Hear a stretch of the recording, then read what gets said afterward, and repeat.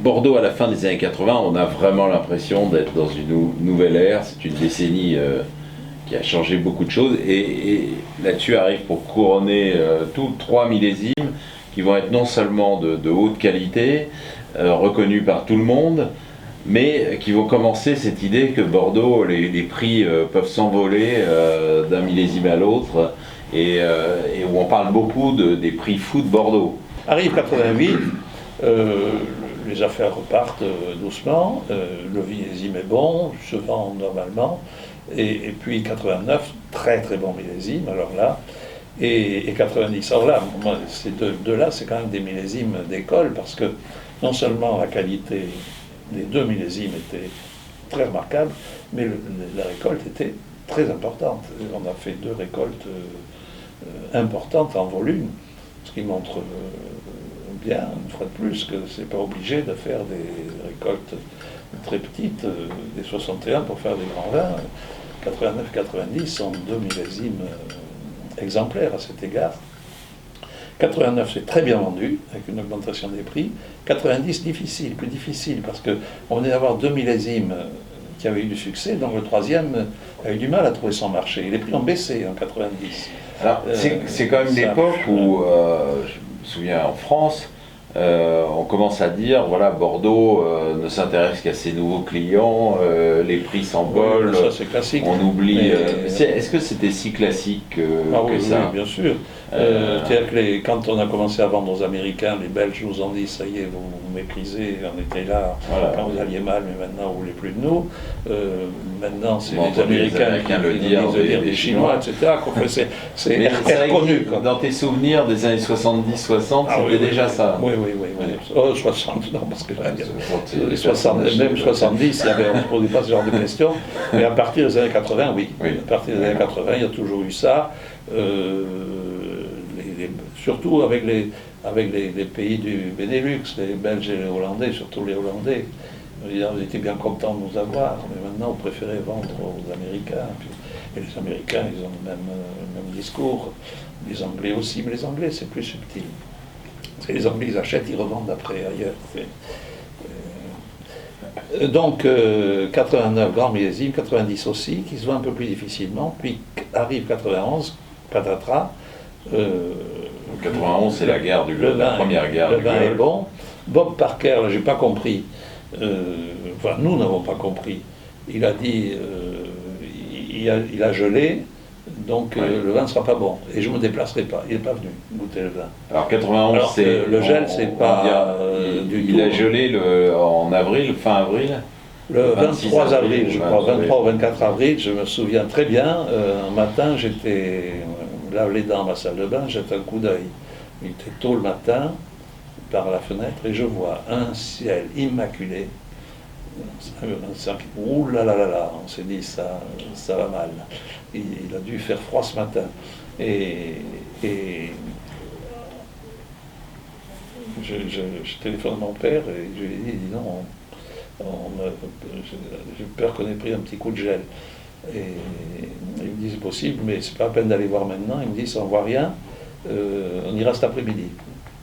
Et effectivement, l'après-midi, je suis parti dans la vigne, je m'en souviens très très bien. On a parcouru la vigne, c'était une vision terrible. On aurait dit qu'on avait passé les vignes au chalumeau. Tout était grillé. C'est grillé, on voyait comme les feuilles étaient comme les bourgeons, étaient comme les épinards, vous savez. Et ce qui était touchant, c'est que tous les vignerons étaient là et tous on marchait isolés les uns dans la vigne, on regardait ça atterré. C'était dur. Ce qui est arrivé, c'est la guerre du Golfe. Et là, le marché s'arrête. Le marché s'arrête net. On ne vend pas, le 92 ne se vend pas. 92, c'est pas un grand millésime. Hein. C'était pas mauvais, il était un millésime utile. Oui. C'était un millésime utile qui était pas mauvais, non, il était convenable. C'est pas un grand millésime, c'est vrai. Et alors là, j'ai un souvenir de la mise en marché de ce millésime qui est cuisant.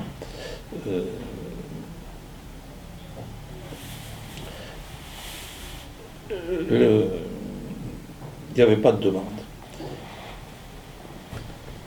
Un jour, un courtier me dit, il faudrait quand même qu'on parle de cette campagne de 92, donc entre 93, Oui. dans 93, en février, mars, je ne sais plus. Et il me propose d'organiser un dîner avec, autour de lui, le courtier en question, avec 2 ou 3 ou 4, on était 4, je crois, ils étaient, négociants importants à la place de Bordeaux pour parler de la mise en marché de ce 92. C'était je le reçois à Corbeil-Essonnes, je me rappelle, et on passe un dîner très sympathique, on parle de choses et d'autres, du temps qu'il fait, et puis à la fin du repas, au moment du dessert, il y a l'interlocuteur principal qui prend la parole, et puis tout le monde qui se tourne vers lui, et là je me dis, oh là là, ils sont venus tous dans la même voiture. Attention. Et qui me dit, Jean-Michel, écoutez, voilà, nous avons réfléchi un petit peu à la mise en place des 92, c'est très difficile, alors bien sûr, nous avons une idée du prix auquel il pourrait, mais étant donné le niveau auquel nous pensons, je me demande s'il faut vraiment que je vous le dise. et alors, écoutez, allez-y, ils ont tous suspendu à ses lèvres. Et il dit, ben voilà, nous pensons à, et il me cite un prix qui est effectivement très, très bas. Et je lui dis, vous avez raison, on va rester là, on va finir le dîner tranquillement, et puis on parlera une autre fois.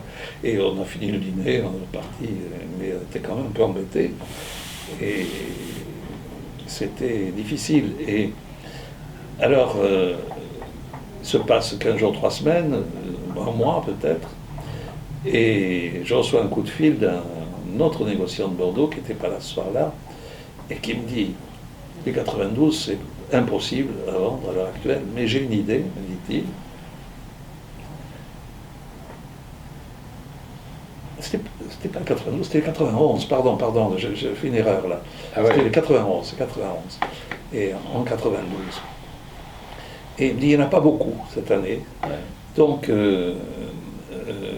comme il n'y en a pas beaucoup, on peut faire une entorse à la philosophie générale. Et j'ai le centre Leclerc qui serait partant pour 70 tonneaux on en avait fait 100, je crois, enfin une très petite récolte, 90, c'est-à-dire c'était les 3/4 de notre récolte. Il serait partant pour 70 tonneaux, mais à une condition, c'est d'avoir l'exclusivité.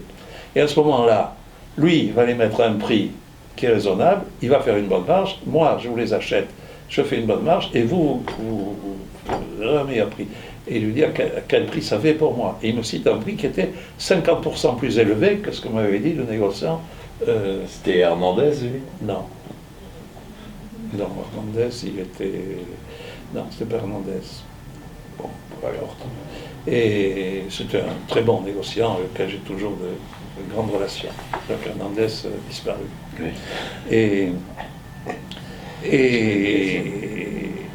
alors on pèse le pour et le contre, on en discute. Moi j'étais réticent parce que c'était une entorse à notre... mais il finit par nous convaincre que c'est une année spéciale, qu'on peut traiter ça différemment, que ça ne fera pas jurisprudence, etc., etc. Et finalement, je lui ai dit, allez d'accord, puis il n'y avait pas de marché, quoi. Allez on y va, on fait comme ça. Et puis le temps passe, on vend donc nos vins. Et puis, à ce moment-là, j'avais un autre négociant de Bordeaux qui m'approche et qui voulait acheter aussi pour la grande distribution. Et je lui ai dit non, je ne peux pas, j'ai donné un accord, bon, on ne parle plus. Quelques mois plus tard, les catalogues de la grande distribution sortent et je reçois un coup de fil terrible, furibard de mon premier négociant, celui qui avait fait l'affaire, qui me dit monsieur, j'ai oublié le nom d'acheteur de Leclerc, qui était connu dans la profession, un type très bien d'ailleurs, et furieux parce que Auchan propose sur son catalogue le linge-bage 91 moins cher. Alors, il me dit, il faut faire quelque chose, il ne veut plus les payer. Je lui dis, là, je lui dis, mais c'est pas possible, je ne l'ai pas vendu. Et il me dit, écoutez, c'est comme ça. Alors, je réfléchis, je me dis, ben, je fais la relation avec le coup de téléphone que j'avais eu plusieurs mois plus tôt, et j'appelle l'autre négociant, je lui dis, cher ami, j'avais dîné avec lui en tête à tête 15 jours avant. Bonne relation. Je dis à mon premier interlocuteur, je lui dis, ça ne posera pas de problème, il y a dû y avoir une erreur, on va arranger ça. J'appelle et je lui explique que je crois que c'est lui qui a peut-être parlé à Auchan, soit, mais qu'il n'a pas, il n'a pas d'offre, il le sait bien. Il dit oui, oui, je sais, mais je lui dis, mais comment je le trouverai. Je lui dis, attendez, j'ai l'impression qu'il avait vendu effectivement, et il me dit, je crois, 300 caisses, enfin pas grand-chose, et à Auchan, sur la base d'un prix que je ne connais pas, mais qu'il n'avait pas acheté chez moi, quoi. Alors, le ton monte un petit peu, et je finis par lui dire, écoutez, je ne comprends pas, je suis choqué de votre manière de procéder. Et puis, ça se termine assez mal. Et sa dernière phrase, c'est, Monsieur Caz, je vais vous dire une chose, entre vous et Auchan, je choisis Auchan. Et il raconte. Oh, j'étais furieux. Ah, j'étais vraiment furibard. Et alors je dis à mon équipe, je leur dis, écoutez... Il existe toujours, celui-là? Oui. Un long silence. Oui, mais plus beaucoup chez nous. Et il choisit toujours Auchan? Non, je ne sais pas. Et donc, je dis à mon équipe, attendez, parce qu'on avait vendu quelques caisses à l'étranger. Mais en France, rien, j'avais dit niet. Et la compagnie Médocaine, qui était une société de négoce que je contrôlais à l'époque, avait vendu quelques caisses à l'étranger, en particulier en Suisse. Et je leur dis attention, les vins, quand on va livrer, tous les vins qui sont vendus en Suisse, il n'y en a qu'en Suisse qu'on avait vendu, vous allez me les suivre jusqu'à la frontière, hein, parce que pas une histoire. Et je m'étais rabiboché avec Leclerc entre-temps. Bon. Et on a suivi les vins, étaient exportés, sont partis. Eh bien, mon président avait été les acheter en Suisse. En Suisse, oui. Et il les a rapatriés à Bordeaux pour pouvoir livrer au champ. À l'époque, beaucoup de propriétés, je m'en souviens très bien, disaient nous jamais avoir du distrib.